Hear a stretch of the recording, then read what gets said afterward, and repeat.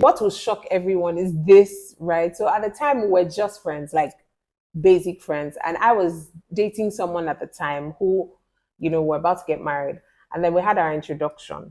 Guess who came for the introduction?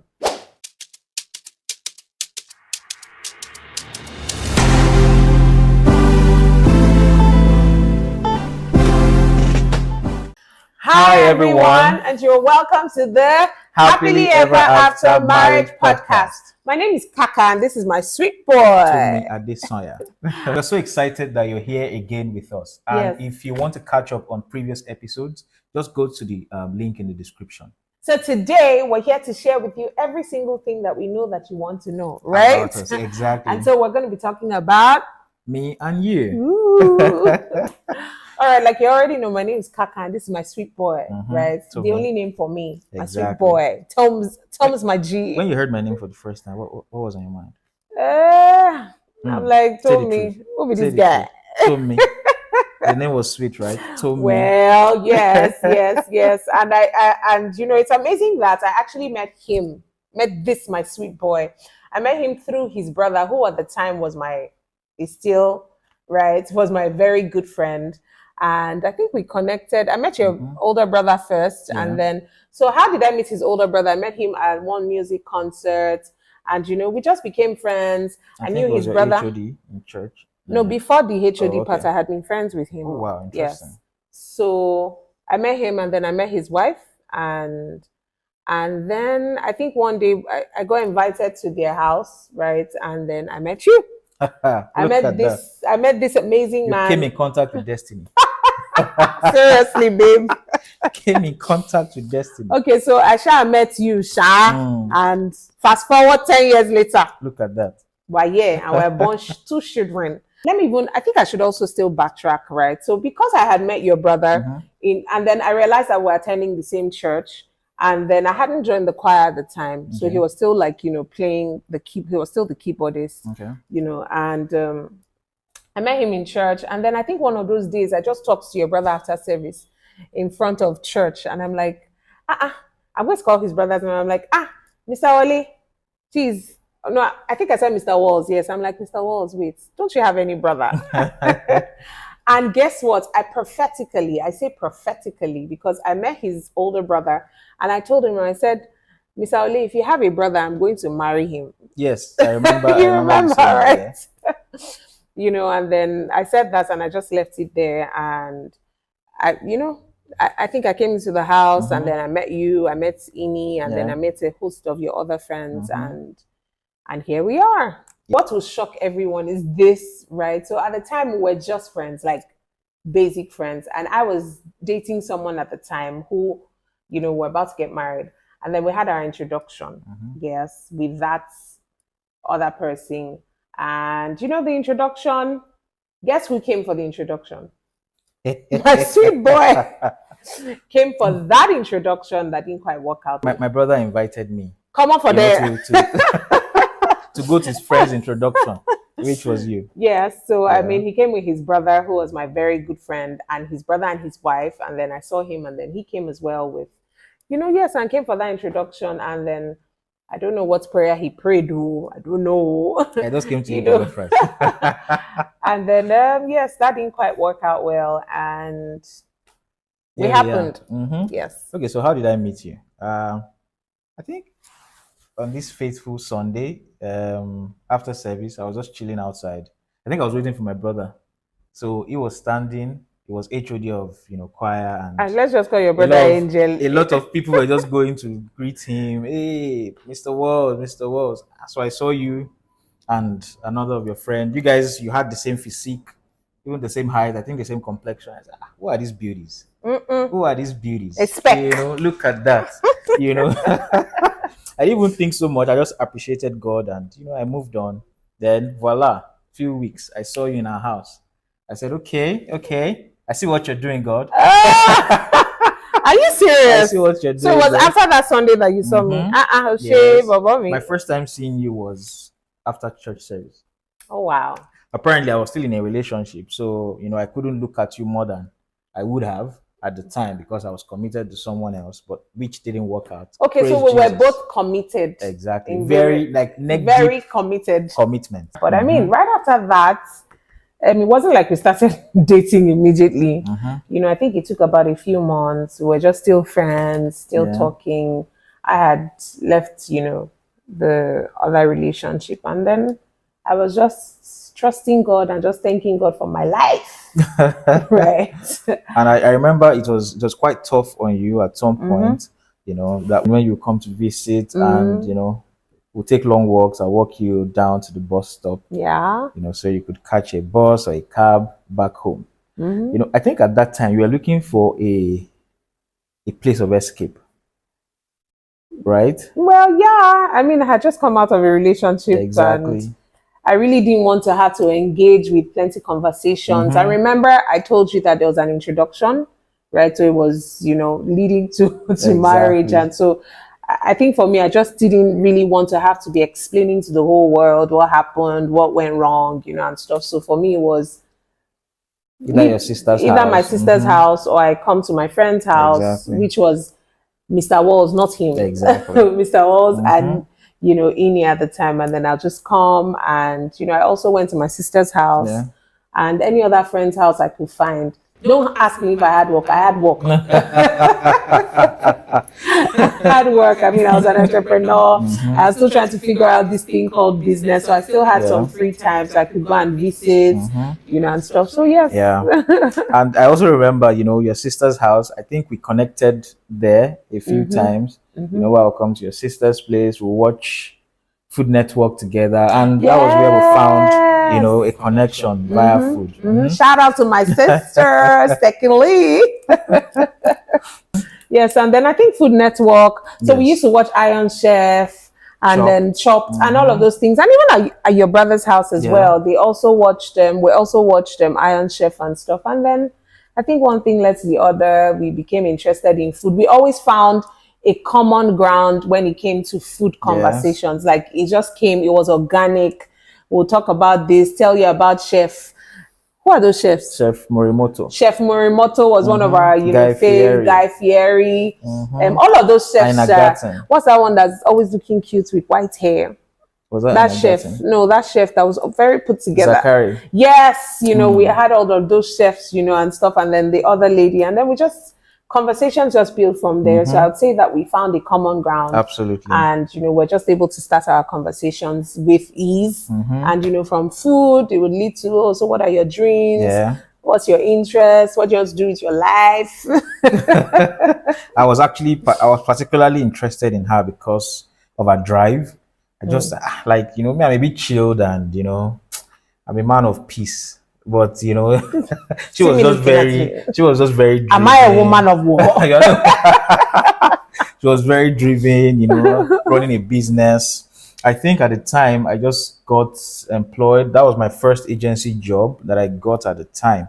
So yeah, so I think I was working in a games company. Yes. I was working in a games company then. I hadn't gotten into the agency work then. So you know, I'll just look at her. Who is this firebrand? Let me put it that way. Let's get it done. And I think when we were dating, you did Buffet Rush. Yes, I did. Yes, I did some. Yes, I did. I did Buffet Rush at the time, which was like a taste experience, you know, for my first business. That's Ikpanu Foods before I rebranded.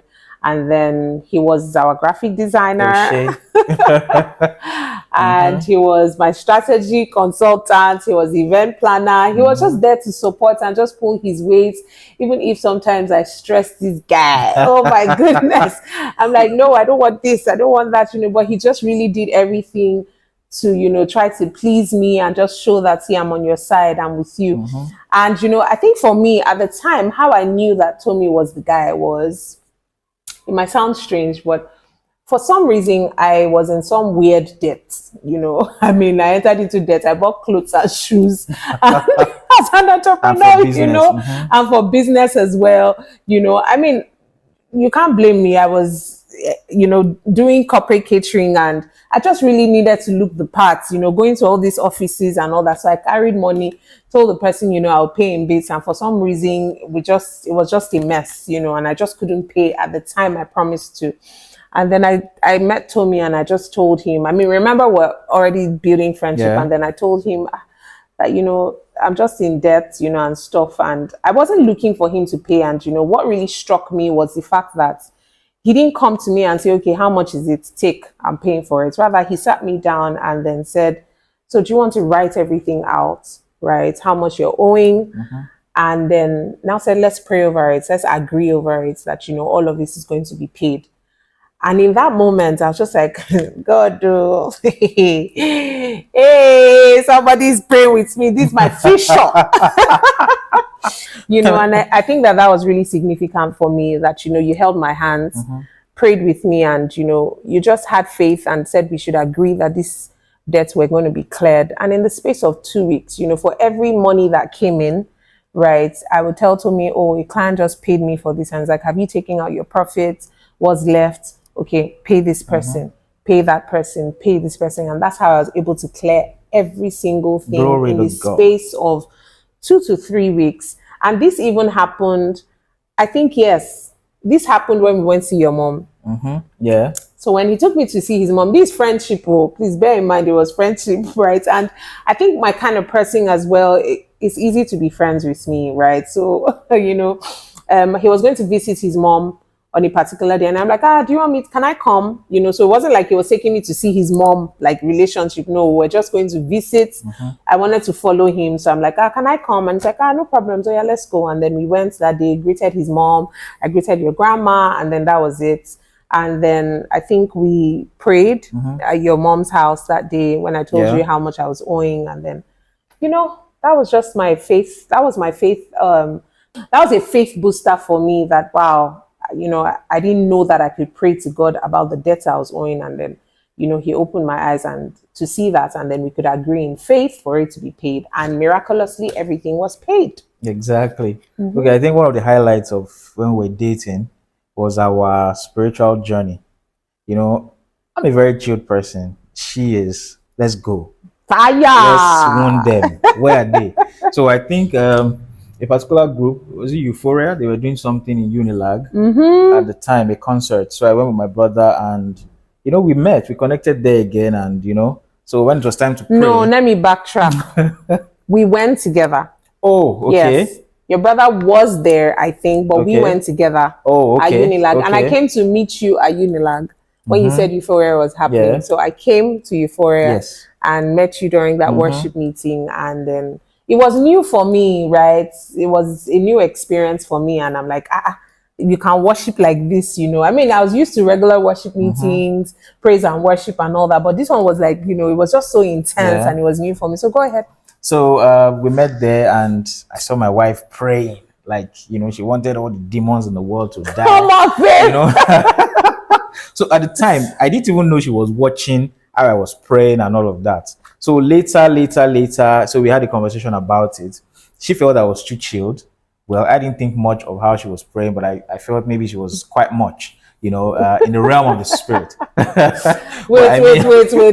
Let's calm down. When you say much, please, the much my husband is saying is, I'm a loud prayer person. So I'm a, kapaya, that, I'm probably just learning how to, I'm learning meditative prayers, and then, being quiet don't be in my conformed spirit. to this world. I like it. I like it. So I'm like a loud prayer person, and, for him, and I'm not used to the circle of friends and my circle of influence, all my fathers in the Lord are not, they just to address matters, and pray, and all.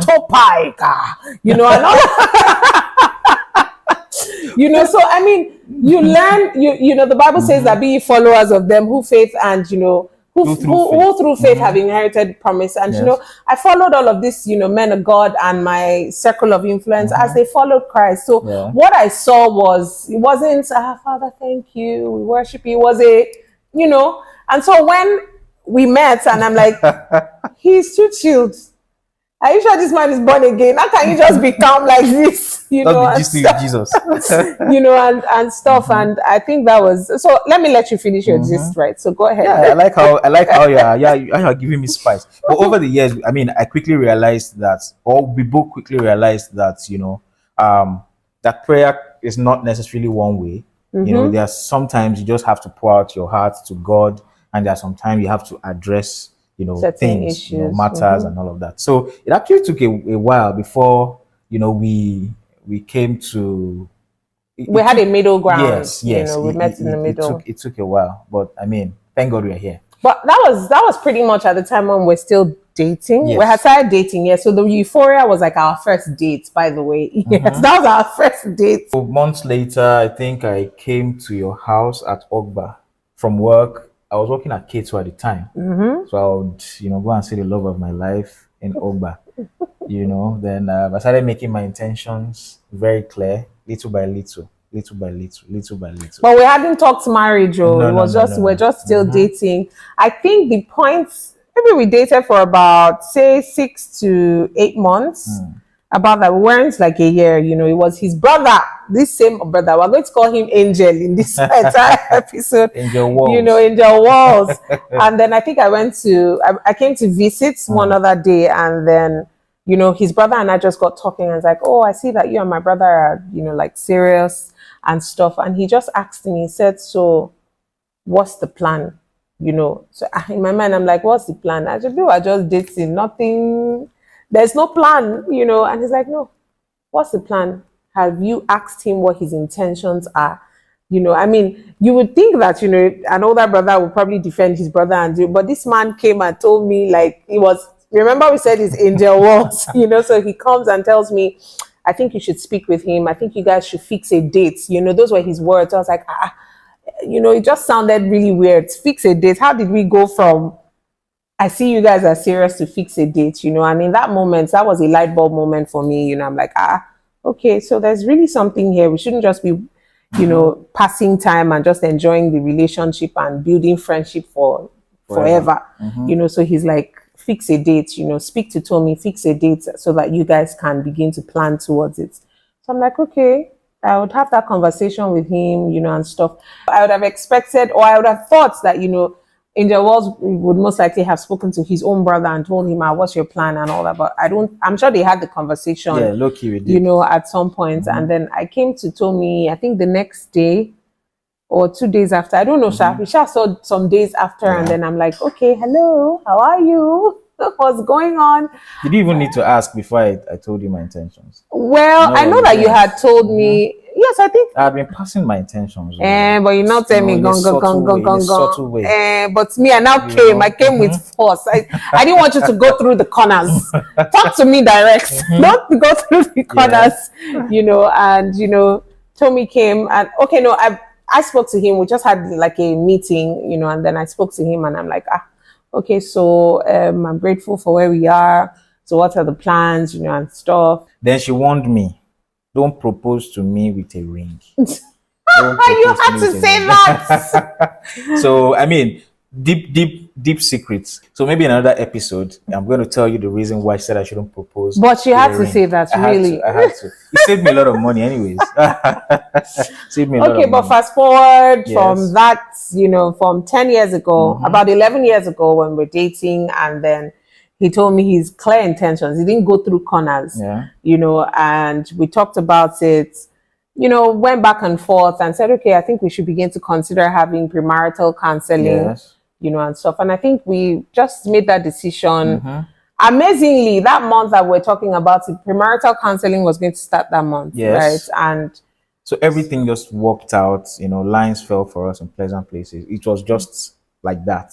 It was quite seamless. And then, you know, he registered. I wanted to see how serious it was. So it was the one that went to them and told them that we want to register for premarital counseling in our home church at the time. And we did all of the classes. I had done Foundation of Faith. He had done Foundation of Faith as well.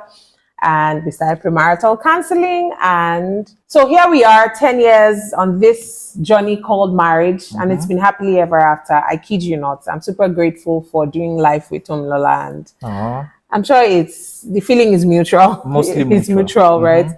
And, you know, we started the journey, I think about 5 years into our marriage. There was a call in our church for volunteers, right, for the marriage enrichment unit in church. And then we're like, babe, I think we should join, you know. So we went, did the interview and all of the stages. And then to the glory of God, we were picked to join to join as volunteers of the marriage unit. And by our 6th year thereabouts, our 6th year anniversary, March 1st, I think we were just in the car, just sitting down and just really grateful to God and all of that. And we're like, let's just do a video self and just share, all that all that we've learned in 6 years. And then we just pull out our phones, put it by the on the dashboard, and then we did the interview, and we had the conversation. He started, and we just shared few things, and then from there we moved on. 6 years in marriage. Then the next assignment was for us to become the coordinators of the singles fellowship in our home church. And so God, just like I said, he was giving us lots of signals and pointers to where we are now. And then that journey started, and we're here now. And it's the Happily Ever After Marriage podcast with Tommy and Kaka. And we're super excited and grateful that we're hosting this finally. In fact, you'll be hearing that we'll be saying, we're doing it. So we're here now. And, we believe it's here to inspire and empower couples to, navigate, their married life and, restore the joys of married life.